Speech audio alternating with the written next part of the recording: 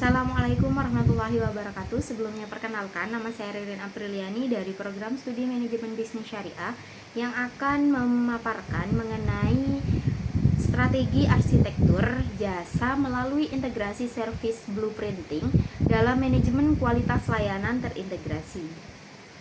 Bagian pertama adalah latar belakang. Perkembangan ekonomi modern menunjukkan pergeseran dari industri manufaktur menuju industri jasa. Saat ini, perusahaan tidak hanya bersaing melalui produk, tetapi juga melalui kualitas layanan dan pengalaman pelanggan. Oleh karena itu, organisasi membutuhkan sistem yang mampu menjaga kualitas layanan secara konsisten, salah satunya melalui service blueprint.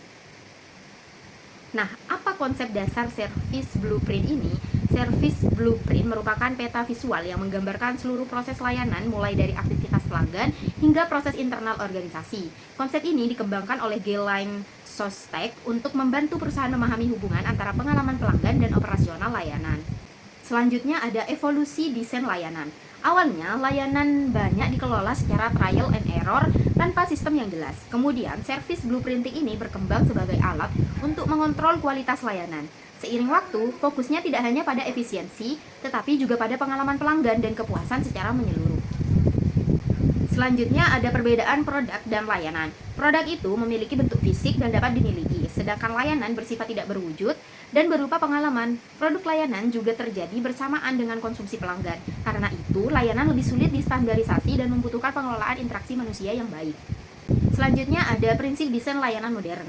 Desain layanan modern memiliki 5 prinsip utama. Yang pertama adalah berpusat pada pengguna. Yang kedua, melibatkan semua pihak atau co-kreatif. Kemudian yang ketiga, ada memperhatikan urutan proses layanan. Dan yang keempat, ada memberikan bukti fisik dari layanan. Kemudian yang kelima, menggunakan pendekatan holistik agar seluruh sistem layanan saling terintegrasi. Selanjutnya ada struktur service blueprint. Dalam service blueprint terdapat beberapa komponen utama, yaitu physical evidence, customer action, on-stage action, backstage action, dan support process. Nah, semua komponen ini saling terhubung untuk membentuk pengalaman layanan yang utuh. Physical evidence. Physical evidence adalah segala sesuatu yang dilihat pelanggan selama menggunakan layanan seperti desain ruangan, seragam pegawai, aplikasi, atau tiket. Elemen ini penting karena menjadi kesan pertama pelanggan terhadap kualitas layanan suatu perusahaan. Selanjutnya ada customer and on-stage action. Customer action menunjukkan langkah yang dilakukan pelanggan selama proses layanan, sedangkan on-stage action adalah interaksi langsung antara pelanggan dan pegawai. Pada tahap ini terjadi moment of truth, yaitu saat pelanggan menilai kualitas pelayanan secara langsung. Kemudian ada backstage and support process, yakni backstage action merupakan aktivitas internal yang tidak terlihat oleh pelanggan, tetapi sangat penting dalam mendukung layanan. Support process adalah sistem pendukung seperti teknologi informasi, administrasi, dan logistik yang menjaga kelancaran operasional layanan. Kemudian garis dalam service blueprint.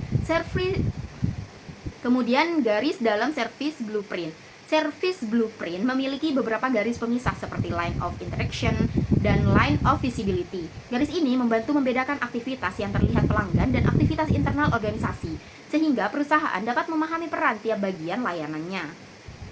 Service blueprint dan kualitas layanan. Blueprint membantu organisasi menjaga kualitas layanan melalui standar proses yang jelas. Dengan pemetaan ini, perusahaan dapat mengurangi kesalahan, meningkatkan efisiensi, dan menciptakan pengalaman pelanggan yang lebih baik. Kemudian ada integrasi dengan ServQual. Service blueprint dapat diintegrasikan dengan model ServQual yang memiliki 5 dimensi kualitas layanan, yaitu reliability, assurance, tangibles, empati, dan responsiveness. Integrasi ini membantu perusahaan mengetahui titik masalah dalam proses layanan. Kemudian ada integrasi dengan model Kanu. Model Kanu itu membagi atribut layanan menjadi 3 kategori, yaitu kebutuhan dasar, kebutuhan yang meningkatkan kepuasan, dan fitur yang memberi kejutan positif. Dengan model ini, perusahaan itu bisa menentukan prioritas peningkatan layanan. Selanjutnya ada identifikasi fail points.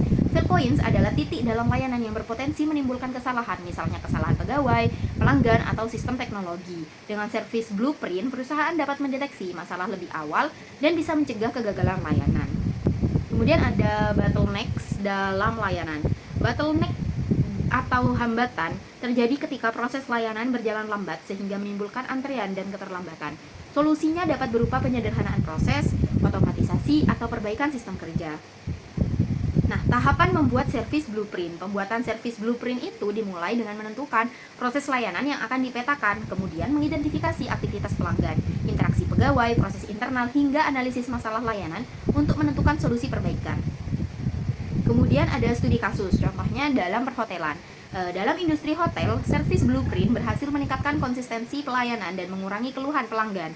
Perbaikan kecil seperti penyambutan tamu dan optimalisasi pelayanan staf terbukti meningkatkan loyalitas pelanggan.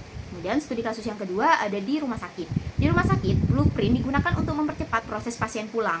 Dengan koordinasi antar unit yang lebih baik, waktu tunggu dapat dikurangi sehingga meningkatkan kepuasan pasien dan efisiensi kerja karyawan. Kemudian untuk studi kasus yang ketiga ada di studi kasus kereta cepat Wus. Nah, pada layanan kereta cepat Wus, service blueprint digunakan untuk menganalisis proses boarding dan sistem tiket. Hasilnya, perusahaan dapat meningkatkan layanan digital dan kenyamanan para penumpang. Kemudian ada perbandingan metode. Customer Journey Map lebih fokus pada emosi pelanggan, sedangkan Service Blueprint lebih fokus pada proses operasional layanan. Adapun PCN digunakan untuk melihat interaksi dan pembagian sumber daya dalam proses layanan. Kemudian ada tantangan Service Blueprint. Meskipun bermanfaat, Service Blueprint ini memiliki beberapa tantangan, seperti sifatnya yang statis, kompleks untuk organisasi besar, dan belum adanya standar notasi yang seragam. Sedangkan masa depan dari Service Blueprint, kedepannya ini Service Blueprint akan semakin terintegrasi dengan teknologi seperti AI, IoT, dan Big Data. Nah, teknologi ini memungkinkan perusahaan memantau dan memperbaiki kualitas layanan secara real time. Terakhir, bisa disimpulkan bahwa Service Blueprint merupakan alat penting dalam manajemen kualitas layanan. Blueprint membantu organisasi memahami hubungan antara pelanggan dan proses internal sehingga kualitas layanan dapat ditingkatkan secara konsisten. Mungkin itu saja yang bisa saya sampaikan, kurang dan lebihnya saya mohon maaf. Terima kasih. Wassalamualaikum warahmatullahi wabarakatuh.